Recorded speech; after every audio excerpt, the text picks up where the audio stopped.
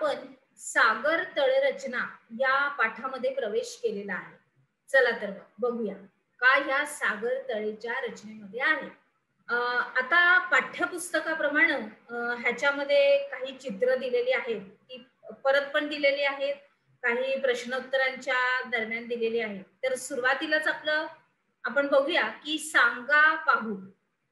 खंड आणि महासागर हे अनुक्रमे शिलावरण आणि जलावरण यांचे भाग आहेत आणि खंड आणि महासागर हे भूपट्टावर विसावलेले आहे. ओहोटीच्या दरम्यान महासागराच्या पाण्याची पातळी ही कमी होते आणि त्यामुळं किनाऱ्यालगतची पाण्याखालची जी जमीन असते ती संपूर्ण उघडी पडते आणि समुद्रातील खडकांवर आदळून जहाज हे अपघात होतात. पुढे बघूया. आता हे सगळे जरी मुद्दे व्यवस्थित असले तरी खालीलपैकी अचूक काय आहे हे तुम्हीच पर्याय निवडायचे आहे.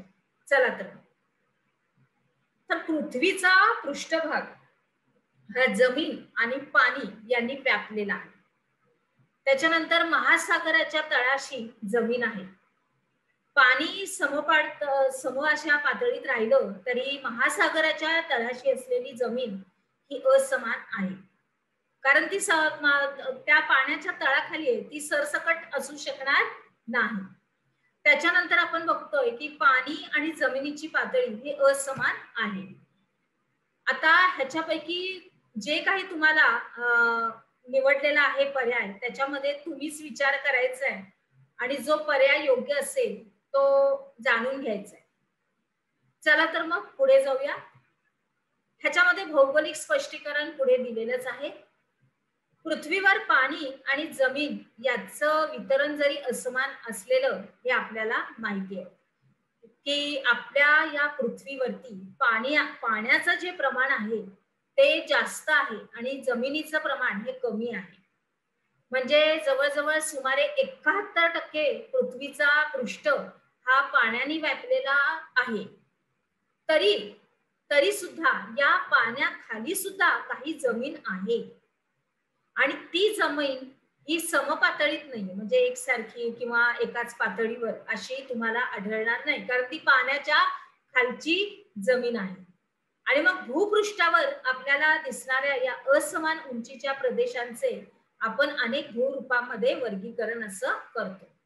मग असंच वर्गीकरण आपल्याला जलमग्न जमिनीचं करता येतं. चला बघूया.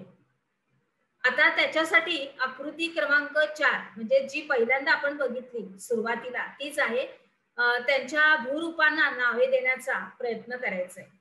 म्हणजे जमिनीवरील भूरूपांना नाव देण्यासाठी कोणते निकष वापरले, पाण्याखालील भूरूपांसाठी कोणते निकष त्याच्यामध्ये वापरलेले आहेत, तर ते तुम्ही सर्व काही वहीमध्ये नोंदवायचे. बरोबर. तुम्हाला छोटीशी फीत पण देण्यात आलेली आहे जी आपल्या पाठ्यपुस्तकामध्ये समाविष्ट केलेली आहे, ती पण तुम्ही वाचायची. पुढे जाऊया.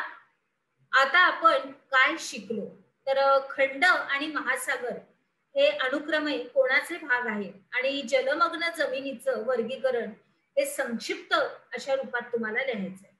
चला तर मग आता आपण बघूया अजून आपल्याला काय काय शिकायला मिळतंय.